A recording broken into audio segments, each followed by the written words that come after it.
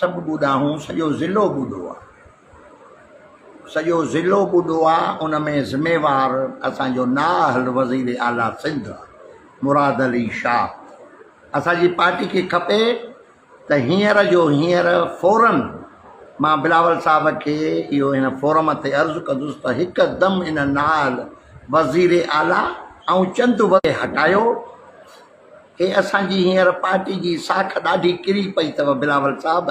तव्हांखे नथा माण्हू ॿुधाइनि, तव्हांजे इर्द गिर्द हिकिड़े अहिड़नि माण्हुनि जो घेरो आहे जेको तव्हां उन मां नथा निकिरी सघो। पर मां बेनज़ीर जो सचो कारकुन जी हैसियत सां अर्ज़ु थो कयांव, माण्हू दादू ज़िले जा ख़ासि करे ख़ैरपुर नाथन शाह जा माण्हू ॾाढा तकलीफ़ में अथव। ख़ैरपुर नाथन शाह सां जेको अज़ाब थियो आहे न, कुदरत कतई हिननि खे माफ़ न कंदी, कतई माफ़ न कंदी कुदरत हिननि खे।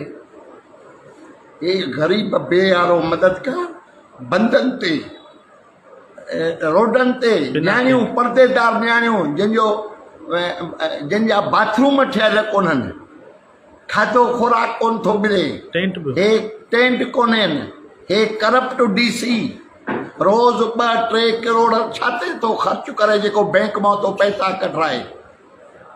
मां ख़ुदा जे वास्ते बिलावल साहब, आसिफ साहब, ख़ुदा जे वास्ते हिकदमि CM खां इस्तीफ़ा वठो, वज़ीर आला सिंध खां ऐं चंद वज़ीरनि खां। ऐं मूंखे घुराए बिलावल साहब जेके मां मीडिया ते नथो चई सघां, मां तव्हांखे सही ॿुधायां त छा ज़ुल्म थियो आहे, वज़ीर आला छा ज़ुल्म कयो आहे सिंध सां। असांजा साईं जेके दादू जा चूंडियल नुमाइंदा आहिनि इहे छो चुप आहिनि?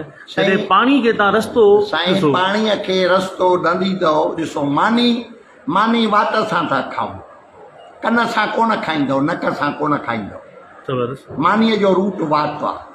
पाणीअ जो रूट जेका अंग्रेज़नि जे ज़माने खां वठी जेको पाणी जो रूट हुयो, पहिरियों कारी मोरी खे कट, पोइ वरी मंशूर ख़ाली करिणो आहे। वज़ीर आला खे 2 महीना अॻु में मौसमियात खाते वारनि चयो मंशूर छो न ख़ाली करायूं।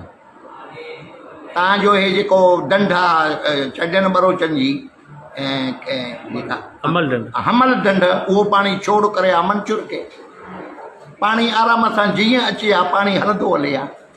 वज़ीर आला जी छा कहिड़ी मिशनगिरी हुई, कहिड़ी मंशात हुई, त छा उनजो मक़सदु हो?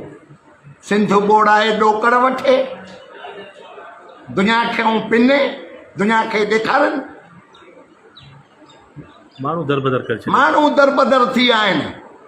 पीपुल्स पार्टीअ खे हिननि कमाल मां ज़वाल ते अचे पहुचाए। मेरी पहचान वक्त की बात को सब्सक्राइब करें और कमेंट करें।